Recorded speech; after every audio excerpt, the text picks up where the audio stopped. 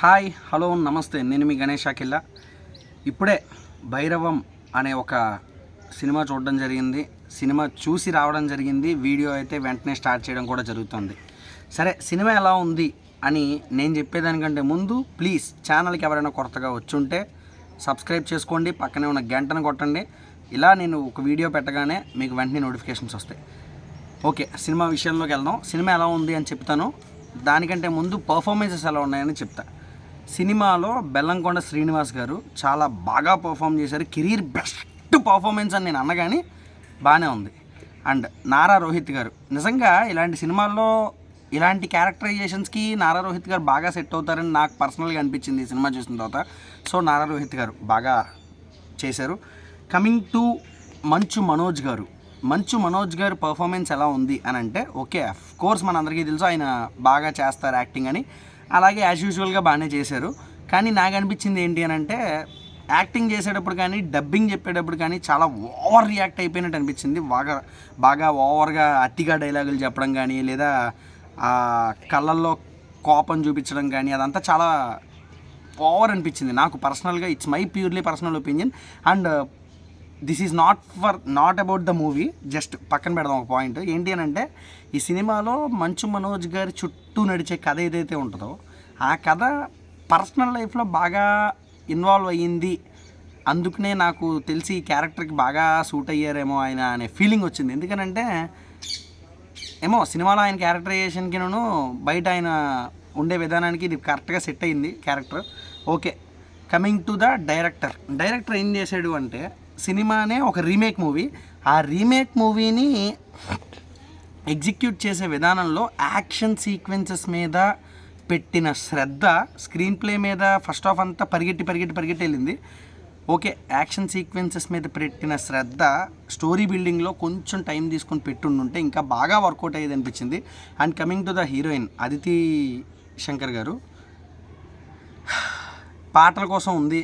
పాట ముందు పాల క్యాన్ వేసుకున్నట్టు పాల క్యాన్లు వేసుకుని ఎక్సెల్ మీద వచ్చేది, అలా రావడం, హీరోతో ఒక రొమాన్స్ టైప్లో ఉండడం, సాంగ్ అవ్వడం, దీనికోసం పెట్టారు. ఓకే, అంతేం లేదు. ఓవరాల్గా సినిమా ఎలా ఉంది అని అంటే, పర్సనల్గా ఈ సినిమా సింగిల్గా రిలీజ్ అయింది కాబట్టి చాలా బాగా ఆడాలి యాజ్ పర్ ద మూవీ చూసుకుంటే. ఎందుకంటే ఏ సినిమాలు లేవు, జనాలు అందరూ కరువులో ఉన్నారు. ఆఫ్టర్ హిట్ తర్వాత సినిమాలు ఏం చూడలేకపోతున్నారు కాబట్టి థియేటర్లు అందరూ జనాలు మూసుకోవడానికి థియేటర్ ఓనర్లు అందరూ మూసుకోవడానికి సిద్ధంగా ఉన్నారు కాబట్టి ఈ సినిమా ఒక రకంగా థియేటర్లో చూడొచ్చు. కానీ ఇక్కడే ఒక పెద్ద ముప్పు వచ్చి పడింది. దీంతోపాటు కలేజా రిలీజ్ అయింది. ఆ రిలీజ్ ఇంపాక్ట్ అనేది సినిమాకి చాలా చాలా చాలా పడింది. ఎందుకనంటే కలేజా రిలీజ్లకి వెళ్ళిన జనం ఈ సినిమాకి రావడానికి ఆలోచించారు. ఎందుకనంటే ఓటీటీకి వస్తుంది కదా చూద్దాంలే అని. ఇక్కడ జనాల సర్కిల్ ఎలా తిరుగుతోంది అని అంటే, రిలీజ్లకి థియేటర్లకు వెళ్తున్నారు, ఒరిజినల్ మూవీస్కి వచ్చేసరికి ఓటీటీలకు వస్తున్నారు.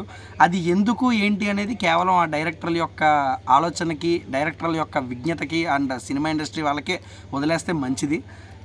ఓవరాల్గా ఎలా ఉంది అంటే, నాకు అంత తోపు అనిపించలా, కొంచెం లౌడీగా అనిపించింది. అంత పర్ఫెక్ట్గా డెలివర్ చేయలేకపోయింది అని అనిపించింది రీమేక్ని. ఎందుకంటే గరుడన్ మూవీలో నేను కొన్ని సీక్వెన్సెస్ చూసా, ఏదైతే ఉంటాయో అవి ఆ సీక్వెన్సెస్ వరకు దీంతో కంపేర్ చేసుకుంటే బెల్లంకొండ శ్రీనివాస్ గారు ఆయన యాక్టింగ్తో బాగానే కవర్ చేసాడు అనిపించింది. అండ్ ఇంటర్వెల్ చెప్పుకోదగ్గ సీక్వెన్సెస్ ఏం లేవా అని అంటే కనుక నేను చెప్తా, ఉన్నాయి. ఒక సీక్వెన్సే ఉంది, ఇంటర్వెల్ సీక్వెన్స్ అయితే చాలా బాగా నచ్చింది నాకు పర్సనల్గా, నాకు బాగా నచ్చింది. సో ఓవరాల్గా నేనేమంటానంటే, వీకెండ్లో చూడాలి, నేను ఒక మంచి యాక్షన్ సినిమా చూడాలి అనుకుంటే థియేటర్కి వెళ్ళండి, చూడండి, నచ్చుతుంది. కానీ సినిమా మీద ఏదో విపరీతమైన ఎక్స్పెక్టేషన్ పెట్టుకుంటే నచ్చదు. అఫ్కోర్స్ నేను ఎక్స్పెక్టేషన్ పెట్టుకోకుండానే వెళ్ళాను, బట్ నాకు కొన్ని టెక్నికాలిటీస్ పరంగా నాకు నచ్చలేదు. అండ్ విఎఫ్ఎక్స్ కూడా కొన్ని ఎందుకు అంత అశ్రద్ధ వహిస్తారో నాకు అర్థం కాదు. ఈ డైరెక్టర్లో తెలుగు సినిమా డైరెక్ట్ తెలుగులోనే రిలీజ్ అవుతుంది, అలాంటప్పుడు కొన్ని బోర్డుల్లో కూడా విఎఫ్ఎక్స్లు చూపించి గ్రాఫిక్స్కి ఏం చూపిస్తారేంటో నాకు అర్థం కాదు. దీన్ని క్లియర్గా నీట్గా చూపించుకోవచ్చు కదా. అండ్ హీరోయిన్కి ఎవరైతే డబ్బింగ్ చెప్పారో అసలు చాలా వర్స్ట్గా ఉంది. ఆ డబ్బింగ్ సూట్ అవ్వాలా, ఆ లిప్సింగ్ సెట్ అవ్వాలా, ఏది సెట్ అవ్వాలా. అండ్ మంచు మనోజ్ గారు, మీరు ఇది ఒక సజెషన్ అనుకోండి, ఏదైనా అనుకోండి, మీ యాక్టింగ్ ఎంత బాగుంటుందో ఆ డబ్బింగ్ దగ్గర వచ్చేసరికి చాలా రౌద్రంగా చెప్పినట్టు, కావాలని కసిగా అతికించి చెప్పినట్టు అనిపించింది.